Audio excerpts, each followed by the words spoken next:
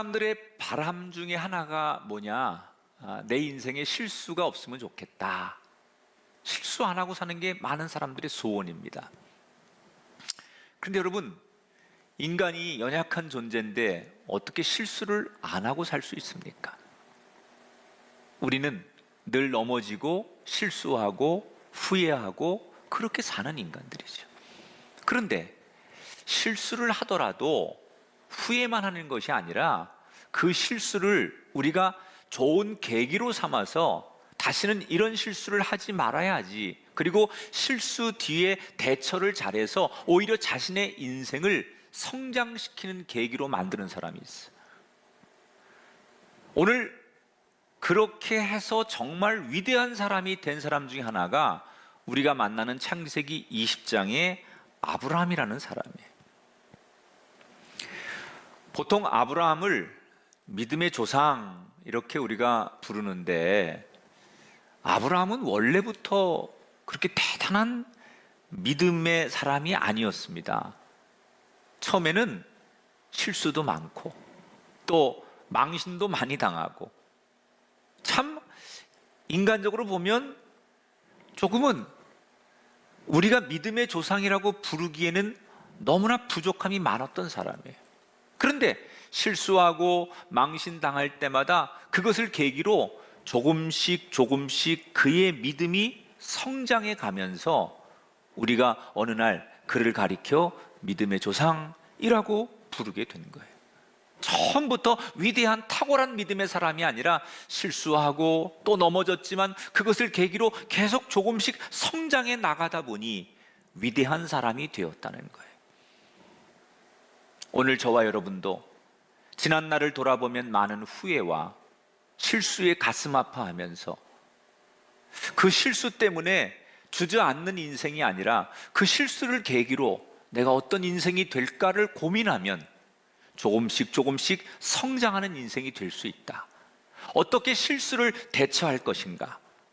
자, 지난 시간에 지금 이 아브라함이 소돔과 고모라를 향하여 중보하고, 하나님 그 중보 기도를 들으셔서 이 소돔과 고모라가 심판을 받는데 롯과 그의 가족들을 건져 주셨어요. 그런데 문제는 건진받은 롯이 알량한 자존심 때문에 아브라함이나 하나님께로 돌아가지 않고 그냥 산속 깊은 곳으로 들어가서 자기 멋대로 살다가 큰 죄를 저지르게 됩니다. 그리고는 면목이 없어서 더 아브라함과 하나님 앞에 나오지 못하고 그들은 깊은 산으로 들어가서 세상 사람과 단절을 하고 살아요. 소식이 끊긴 이 롯을 생각하면서 아브라함은 마음이 아팠습니다. 도대체 사라는 있는 건지, 어디 가서 뭘 하고 있는 건지, 롯을 그리워하고 걱정하는데 그 걱정과 그리움이 하나님에 대한 실망, 원망으로 바뀌는 거예요. 내가 그렇게 중보하며 롯을 지켜달라고 했는데, 하나님, 도대체 이 롯이 살았는지 죽었는지도 모르고 내가 살고 있는데 하나님은 뭐 하시는 겁니까? 제가 지난 시간에 그런 얘기를 드렸어요. 사람이 큰 어떤 사건 또는 재난을 만나면 평생 그 두려움, 끔찍한 현장에서 벗어나지 못하고 사는 사람이 많다고. 그 심리적인 병이죠. 마음의 병, 트라우마. 아브라함은 소돔과 고모라가 멸망하는 모습을 보고 그런 마음의 병이 있었던 것 같아요. 꿈속에서도 불타오르는 소돔과 고모라가 보이고, 눈을 떠도 그 안에서 고통받았을 사람들과 롯을 생각하니까 제정신으로 살 수가 없는 거예요. 마음이 미칠 것만 같은 거예요. 그 마음의 상처를 다 견디지 못한 아브라함은 어느 날 이런 생각을 합니다. 오늘 1절의 말씀을 그냥 한글 버전으로 읽으면 좀 와닿지 않아서 제가 히브리어 성경으로 읽어서 이걸 좀 번역했어요. 한번 히브리어 원문을 번역한 성경을 읽어보도록 하겠습니다. 아브라함이 거기서 남쪽 광야로 이동했다. 그리고 가데스와 술 사이에 정착했다. 아브라함이 그랄에 있을 때. 자, 아브라함은 지금 정신적인 충격을 이기지 못해서 마음이 계속 괴로우는 거예요. 그러다 보니까 어느 날 충동적으로 자기가 살고 있는 헤브론을 떠나서 온 가족을 데리고 이 소돔과 고모라가 안 보이는 곳으로 떠납니다. 좋게 말하면 떠나는 거지만 나쁘게 말하면 그때부터 방랑 생활을 시작하는 거예요. 방황하는 거예요. 떠돌이 생활을 하는 거예요. 남쪽으로 갔다가 서쪽으로 갔다가 어느 때는 이집트라고 하는 데도 가서 살다가 어디에도 정착을 하지 못하고 마음을 주지 못하고 이 아브라함은 정처 없이 마음 가는 대로 상처를 이기지 못해서 떠돌아다니기 시작해. 나는 당분간 하나님 안 볼 거다. 우리식으로 말하면 하나님 앞에 철저히 시험이 들어서 방황하고 있는데 그렇게 살아가던 어느 날 오늘 창세기 20장에 보니까 그가 그렇게 떠돌다가 그랄이라고 하는 당시에 큰 평야지대고 굉장히 큰 도시였어요. 거기를 가게 됩니다. 그런데 여기에서 오늘 창세기 20장에 아브라함이 큰 사고를 하나 칩니다. 어떤 사고를 치느냐? 오늘 2절입니다. 같이 한번 읽어보세요. 그의 아내 사라를 자기 누이라 하였으므로 그랄 왕 아비멜렉이 사람을 보내어 사라를 데려갔더니. 자, 그랄이라고 하는 큰 도시에 들어가 보니까 거기 사람들이, 도시 사람들이 얼마나 많은지 모르겠어요. 그런데 그 사람들을 보면서 아브라함이 문득 마음에 첫 번째 드는 생각이 뭐냐? 두려운 거예요. 무서운 거예요. 아니, 사람을 보는데 뭐가 두렵고 뭐가 무서웠을까? 이런 두려움이 생기는 거예요. 자기 옆에 있는 아내 사라가 너무 이쁜데 이 이쁜 내 아내를 누군가가 뺏어가면 어떡하지? 내 아내를 탐내느라고 내 아내를 뺏어가려고 나를 죽이면 어떡하지? 이런 두려움, 이런 걱정이 마음속에 누가 심어주지도 않았는데 자기 마음속에 그런 생각이 드는 거예요. 그래서 아브라함이 자기 아내에게 묻지도 않고 사람들에게 뭐라고 얘기하느냐? 내 누이 동생입니다. 이렇게 소개를 했어요. 근데 여러분, 왜 슬픈 예감은 틀린 적이 없을까요? 아브라함이 우려한 대로 이 그랄에 있는 사람들이 이 사라의 미모에 반합니다. 그리고 그 소문이 막 나서 그랄의 당시의 왕이었던 아비멜렉의 귀에까지 이 소문이 들어가게 돼요. 아비멜렉이 딱 보니까 너무너무 예쁜 여자인데 그 오빠는 돈도 많아. 그래서 서둘러서 사라와 결혼하겠다고 결혼을 추진합니다. 여러분, 이거 어디서 많이 본 장면 아닙니까? 그렇습니다. 일전에 창세기 12장에 보면 아브라함이 먹을 양식을 구하러 이집트에 갔다가 자기 아내를 지금처럼 두려워서 여동생이라고 소개했다가 망신을 당하고 쫓겨난 적이 있었어요. 분명히 그때도 지금처럼 이런 일이 있었습니다. 자, 그러면 그런 실수를 한 번 했었고 그런 경험이 있고 그런 것이 기억된다면 우리 같으면 두려워서라도 다시는 똑같은 일을 안 할 것 같은데 이 바보 같은 아브라함은 그럼에도 불구하고 오늘 창세기 20장에 와서 똑같은 실수를 저질러 버려요.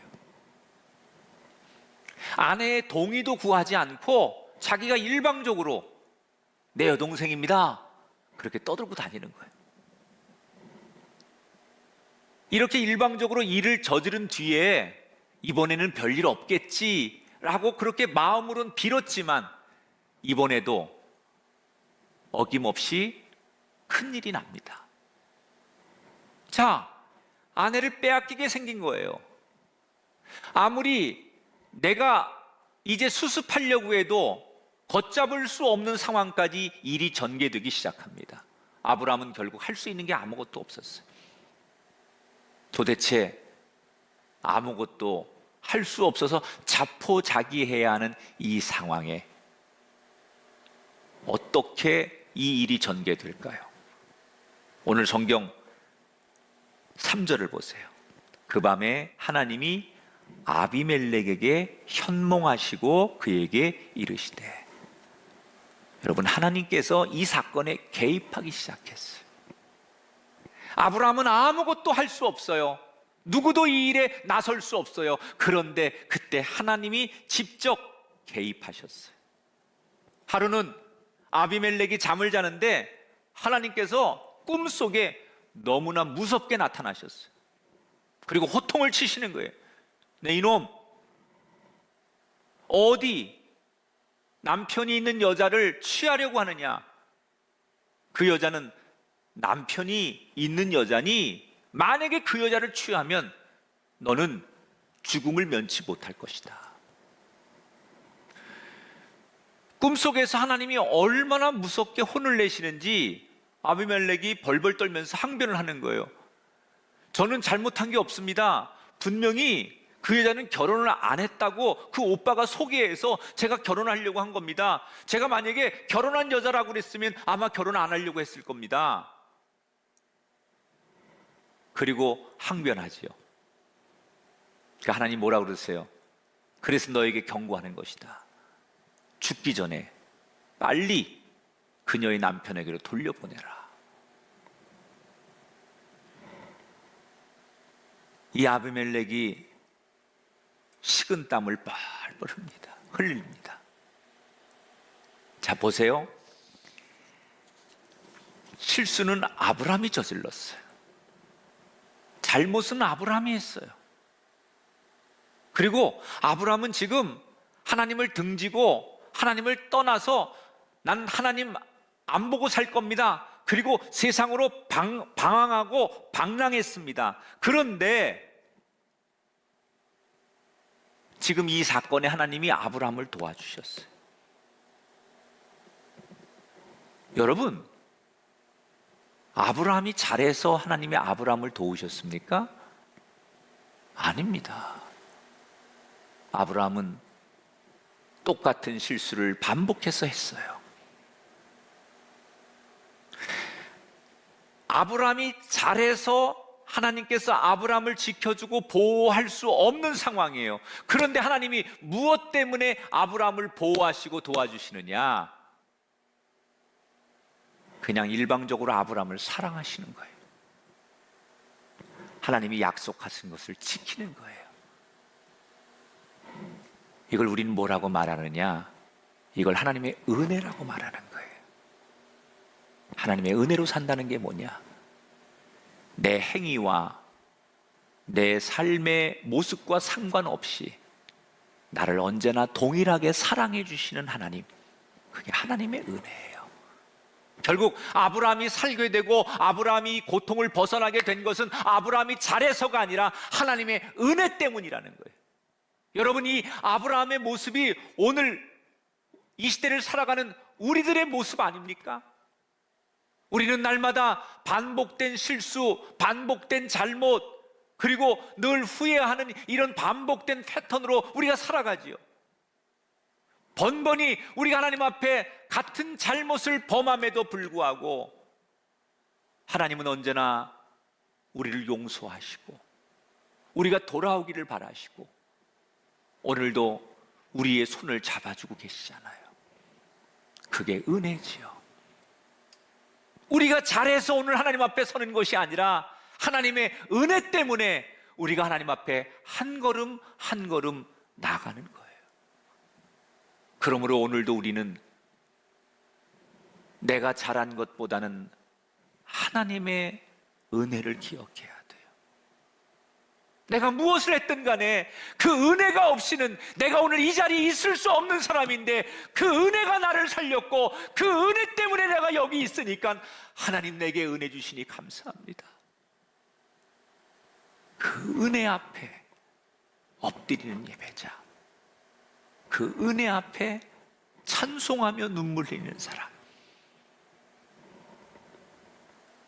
우리 모든 성도들에게 오늘도 이 하나님의 은혜가, 특별히 우리의 조국 이 대한민국 하나님의 은혜가 이 땅에, 전 세계의 모든 땅에 하나님의 은혜가 임하기를 축복합니다.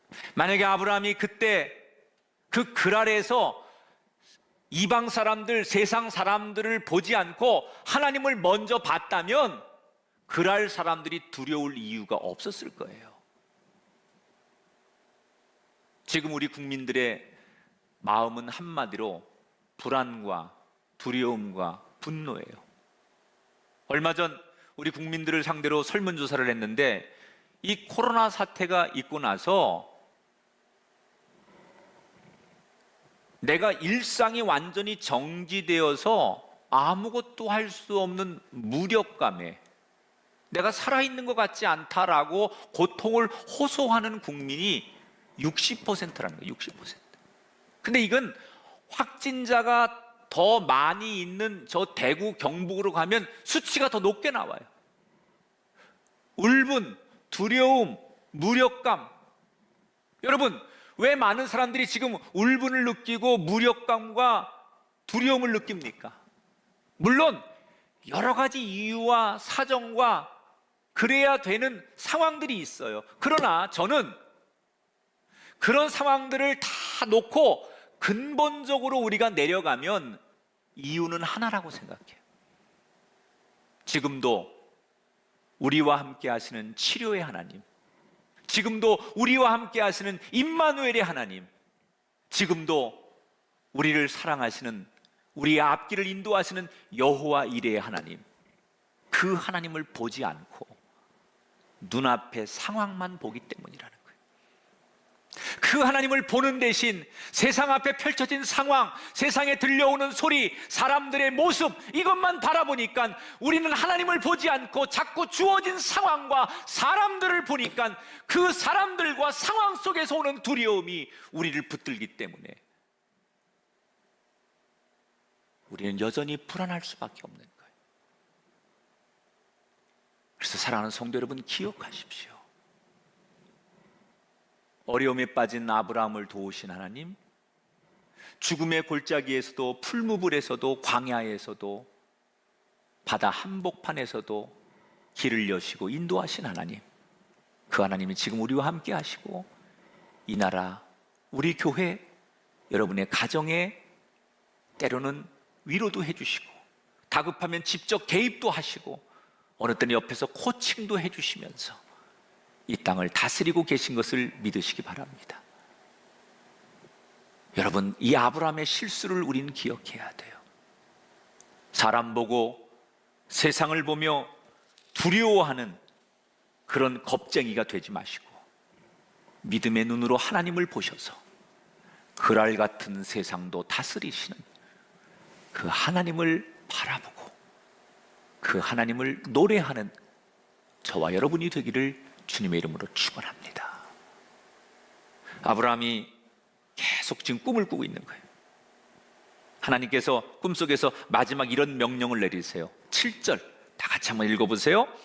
그 사람의 아내를 돌려보내라. 그는 선지자라. 그가 너를 위하여 기도하리니. 자, 여기 저는 굉장히 중요한 단어 하나가 등장해요. 하나님이 아비멜렉이라는 사람에게 아브라함을 뭐라고 소개하느냐?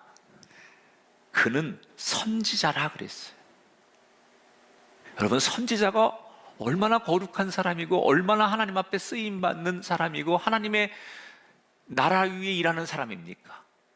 그런데 지금 아브라함이 이 선지자라는 호칭을 받을 만한 자격입니까? 하나님 안 보겠다고 등지고 하나님을 떠나서 방황하고 세상으로 나가 살면서 자기 멋대로 살다가 지금 이런 엄청난 실수를 하는 아브라함에게 이런 호칭이 여러분 어울립니까? 그런데 하나님은 뭐라고 말씀하세요? 여전히 아브라함을 선지자라고 불러주셨어요. 우리가 오늘 잃어버린 게 있어요. 내 정체성. 내가 누구인지를 잃어버렸다는 거예요. 여러분 누구십니까? 여러분 자신을 찾으셔야 돼요. 나는 하나님의 사랑하는 선지자라. 내가 아니라고 부정해도, 내가 고개를 가로저어도, 내가 내 자신을 보며 초라할지라도 여전히 하나님은 나를 향하여 그는 내 백성이고 그는 내 사랑하는 자고 그는 내 선지자라. 내가 나를 평가하는 것이 아니라 하나님이 나를 평가하는 음성을 들어보세요. 이 시간 각 가정에서 어려운 형편 가운데 예배하신 여러분을 향해 하나님이 당당하게 소개하고 계세요. 너는 내 백성이다. 너는 내 자녀고 너는 내 선지자니라. 오늘 여러분에게 이 주님의 평가의 음성이 들려지게 되시기를 주의 이름으로 축원합니다. 그러면서 뭐라고 얘기하느냐? 그 아브라함에게 아내를 돌려보내면서 오히려 축복 기도를 받아라 이렇게 말해요. 자, 너무나 생생하고 무서운 꿈을 꾼 이 아비멜렉이 꿈에서 깨자마자 가장 신뢰하고 똑똑한 신하들을 불러가지고 자기 꿈 얘기를 하는 거예요. 도대체 이 꿈을 어떻게 생각하느냐 그랬더니 모든 신하들이 이건 진짜로 신이 내린 계시입니다. 그러니 그 꿈대로 순종하십시오. 모든 신하들이 그러는 거예요. 이 답변을 들은 아비멜렉은 당장 아브라함을 불러서 추궁합니다. 네가 믿는 하나님이 어젯밤에 나에게 꿈에 오셔서 이렇게 말씀하시는데 이게 어떻게 된 거냐? 진실이 뭔지 말해봐라. 그랬더니 아브라함이 그때서야 벌벌 떨면서 사실은 내 아내인데 내가 당신들이 너무 두려워서 거짓말을 한 겁니다. 변명 같지 않은 변명을 하는 아브라함을 바라보다가 이 아비멜렉이 상황을 이렇게 정리하죠. 세 가지를 여기서 이 아비멜렉이 결정해요. 첫째, 내가 모르고 내 아내와 결혼하려고 했는데 어쨌든 간에 이제 그럴 수 없으니 이 결혼이 파기된 배상으로 내가 가축과 종과 은 1,000세겔을 주겠다 그래요. 그런데 여기서요 1,000세겔이라는 것은 그 당시에 바빌론의 노동자가 꼬박 167년을 일해야만 벌어들일 수 있는 엄청난 양이 은 1,000세겔이에요.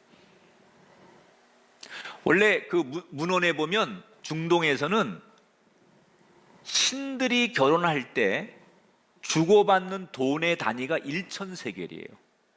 그러니까 이 말은 아비멜렉이라는 왕이 겉으로는 지금 아브라함에게 배상을 하고 있는 것 같지만 이 아비멜렉이 진짜 의식하는 건 아브라함이 아니라 하나님을 의식하고 있다는 걸 보여주는 거예요.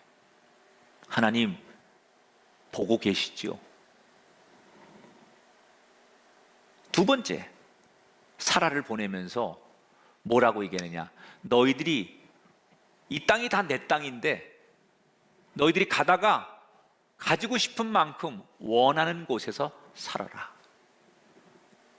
여러분, 아비멜렉이 아브라함이 뭐가 이뻐서 그러는 게 아니에요. 그 아브라함 뒤에 계신 하나님이 너무나 무서웠기 때문에 그 하나님 보고 그렇게 말하는 거예요. 그 다음에 세 번째, 뭐라고 말하느냐? 하나님이 나한테 너보고 기도를 받으란다. 나를 위해 축복기도 해줘라. 하나님이 그렇게 말씀하셨다. 내가 이유는 모르지만 나를 위해 네가 기도하면 그 기도를 받으라고 하시니 나를 위해 기도해봐라. 이렇게 왕이 얘기해요. 자, 이때 아브라함이 첫 번째, 두 번째 조건에 대해서는 뭐 그냥 담담하게 받아들이다가 이 세 번째 조건에 가서 아브라함이 헉 하고 숨이 막히는 거예요. 왜냐? 아니, 나 같은 놈이 기도할 자격이 있을까? 내가 지금 이 상황에서 기도한다는 게 이게 맞는 걸까? 내가 나를 너무 잘 알잖아요. 지금 이 상황은 다른 사람은 몰라도 아브라함은 너무너무 잘 알잖아요. 자신의 영적인 상태나 하나님과의 관계 앞에서 내가 어떻게 하나님의 이름으로 누구를 축복해요? 하나님이 나보고 축복하라고 하셨다는데 내가 정말 그럴 만한 자격이 있으며 그럴 만한 능력이 있으며 그럴 만한 은혜가 나에게 있는가? 아무리 생각해봐도 아닌 것 같은데 왕이 재차 추궁을 합니다. 너의 신께서 나를 위해 기도하라는데 왜 안 하느냐? 그러니까 아브라함이 고민을 하다가 오늘 17절에 보니까 같이 읽어보세요. 17절 시작. 아브라함이 하나님께 기도하며 하나님이 아비멜렉과 그의 아내와 여종을 치료하사 출산하게 하셨으니. 아브라함이 두 손을 높이 들고 아비멜렉과 그의 집을 위해서 축복 기도를 해주는 거예요. 여러분, 그때 아브라함의 마음은 어땠을까요? 너무 미안했겠죠. 살려고 거짓말을 했는데 이렇게 사건이 커질 줄 몰랐어요. 그래서 그 아비멜렉에게 너무 미안해서 그 미안한 마음을 담아서 아마도 일생일대 아주 손꼽힐 만큼 간절히 중보기도를 드리는 거예요. 이때 하나님께서 실수하고 넘어지고 초라한 아브라함에게 왜 그를 위해 중보기도를 하라고 하셨을까? 두 가지 의미가 있어요. 첫째로 너무 자책하지 말고 네가 여전히 하나님의 자녀인 것을 기억해라. 그런 메시지. 두 번째로는 그 기도를 통해서 아비멜렉과 그 주변의 사람들 앞에서 아브라함이 이렇게 존귀한 존재라는 것을 하나님이 세워주려는 의도가 있는 거예요. 그래서 하나님께서 지금 보는 앞에서 중보기도를 시키는 거예요. 그런데 이 의도를 알든 모르든 아브라함은 기도하는 거예요. 근데 어떻게 됩니까? 오늘 성경의 끝에 보니까 아브라함이 그렇게 기도했더니 그 아비멜렉의 집에 여자들이 출산을 못했는데 이 중보의 축복의 기도를 받으면서 그 출산을 못하던 문제가 싹 해결되면서 모두가 놀라워하는, 하나님의 살아계심을 모두가 경험하고 놀라워하며 오늘의 성경 이야기가 끝나요. 제가 오늘 이 설교를 혼자 준비하면서 이런 생각해 봤어요. 내가 살면서 실수가 많았을 텐데 나는 말의 실수든 행동의 실수든 뭔가 실수하고 나서 내가 그 뒤에 어떻게 행동했는가 저 자신을 한번 쭉 돌아봤어요. 근데 대부분은 제 자신이 그냥 내가 실수하고 나서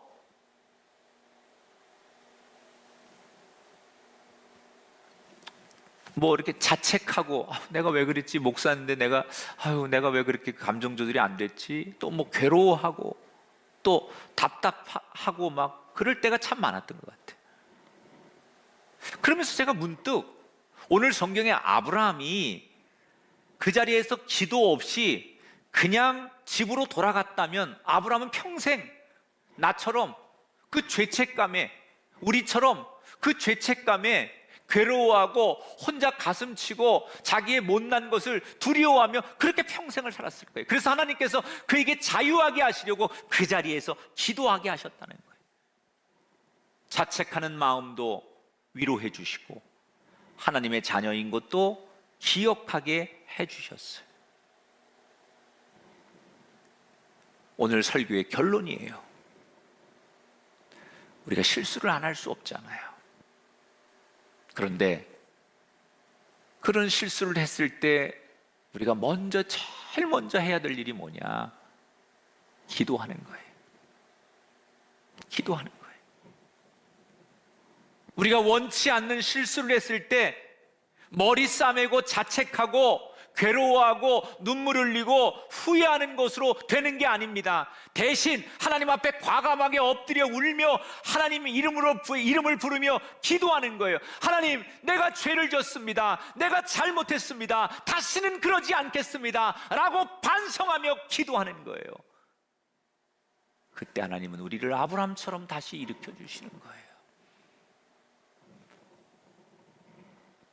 후회와 반성은 비슷한 것 같은데 결과는 전혀 달라요. 가룟 유다가 예수님을 팔아먹는 실수를 했어요. 그걸 나중에 깨닫지요. 그리고 후회하는 거예요. 계속 과거를 떠올리며 내가 왜 그랬을까?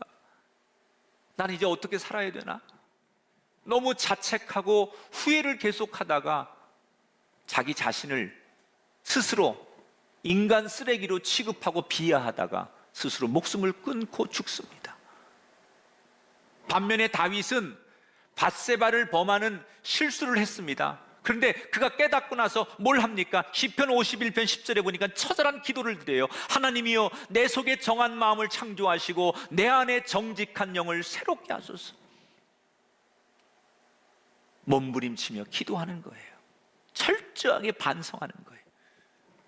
이 기도 덕에 다윗은 다시 하나님의 자녀로 돌아오고 높여지는 인생이 되었어요.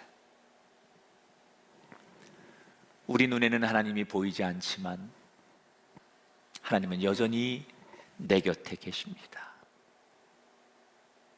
아이가 넘어지면 울면서 부모를 찾듯이 우리가 인생을 살면서 실수로 넘어지게 되면 일단은 울면서 주님을 찾는 기도를 드려야 돼요. 그럼 하나님은 우리에게 다가오셔서 우리를 일으켜 주시고 흙먼지를 털어주시고 우리의 삶의 부족함에 격려해 주시며 더 나은 인생으로 우리의 손을 잡고 인도해 주실 거예요. 그런 회복이, 그런 은혜가 우리들의 가정 속에 내 삶에 있기를 축복합니다.